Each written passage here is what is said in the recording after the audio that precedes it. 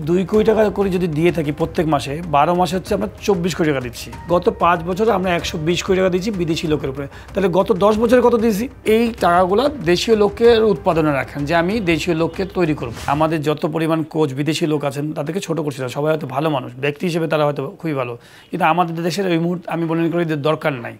আপনি যদি দেখেন প্রায় অলমোস্ট 2.5 কোটি টাকা মতো প্রত্যেক মাসে আমরা খরচ করি। তো এটাকে আমি কম সম করে 2 কোটি টাকায় ধরলাম, বিকজ আমরা শুধু হাতুড়ি সিংকে দেখছি, কিন্তু হাতুড়ি সিংয়ের সাথে তো আরও কিন্তু অনেক বড় হাতুড়ি সিং আছে, অনেক মানুষ আছে যারা 10,000, 12,000, 15,000 ডলার নিয়ে কাজ করছেন। তো এই 2 কোটি টাকা করে যদি দিয়ে থাকি প্রত্যেক মাসে 12 মাসে হচ্ছে আমরা 24 কোটি টাকা দিচ্ছি। তো 24 কোটি টাকা যদি দিই তাহলে 5 বছরের গত 5 বছর কত দিয়েছি? 120 কোটি টাকার মতো। গত 5 বছরে আমরা 120 কোটি টাকা দিয়েছি বিদেশি লোকের উপরে। তাহলে গত 10 বছরে কত দিয়েছি? তো এই টাকাগুলো আলটিমেটলি বিদেশি লোক আবার নেক্সট 10 বছর নিয়ে যাবে যদি আপনি পরিকল্পনা না করেন।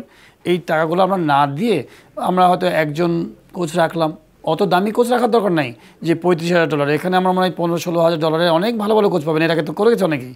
তো রাখেন, যদি মনেই হয় যদি রাখতে হয় একটা রাখেন, বাদবাকি সমস্ত দেশি কোচকে রাখেন এবং এই টাকাগুলো দেশীয় লোকের উৎপাদনে রাখেন যে আমি দেশীয় লোককে তৈরি করব। আমাদের দেশে প্রচুর ভালো ভালো প্লেয়ার আছে, ফর্মাল প্লেয়ার যারা কোচিংয়ের সাথে জড়িত আছে, তাদেরকে আপনি ইনভেস্ট করতে পারেন। আপনি বিভিন্ন জায়গায় লিগ হচ্ছে না, লিগগুলোকে ডিস্ট্রিক্টগুলোকে আপনি চালু করাতে পারেন। এই যে টাকাগুলো, এটা তো বিশাল টাকা। আপনি বিভিন্ন রকম লজিস্টিক সাপোর্ট, বিভিন্ন ক্রিকেট বোর্ডের একটা বলবো যে সাপোর্ট দিয়ে আপনি এই পুরো জায়গাটাকে তৈরি করতে পারেন। তো এটা হচ্ছে বসে সুন্দর করে প্ল্যান করার ব্যাপার। আমি এখন হয়তো আপনাকে বলছি, কিন্তু এটা তো আসলে একটা দীর্ঘমেয়াদী প্ল্যান এবং এই প্ল্যান আমি এক চোখ দিয়ে দেখছি, হয়তো অন্য মানুষ অন্য চোখ দিয়ে দেখছি। এই জন্য একটা কোঅর্ডিনেশন মিটিং, যে আপনারা 7-8 জন যারা সম্ভাব্য, তারা খুবই ভালো বুঝেন, ক্রিকেট বুঝেন, ক্রিকেটের মাঠ পর্যন্ত, রুট লেভেল পর্যন্ত বুঝেন, ক্রিকেটের প্লেয়ারদের নাম বুঝেন, মাঠের নাম বুঝেন। তো এইভাবে যদি আপনি সমস্ত কিছু নিয়ে কোঅর্ডিনেশন মিটিং করেন, একটা রাইট প্ল্যান করে ফেলতে পারেন, তাহলে কিন্তু দেখবেন যে আপনি একটা সুন্দর মতো বইয়ের মতো হয়ে যাবে, যেটাকে সবাই ফলো করবে। হয়তো ফাইন টিউন হবে, হয়তো এখন 2024 সালে যে ডিজাইনটা হলো 26 সালে যে হয়তো একটু ফাইন টিউন হতে পারে, কিন্তু সবাই আলটিমেটলি একই মত হবে।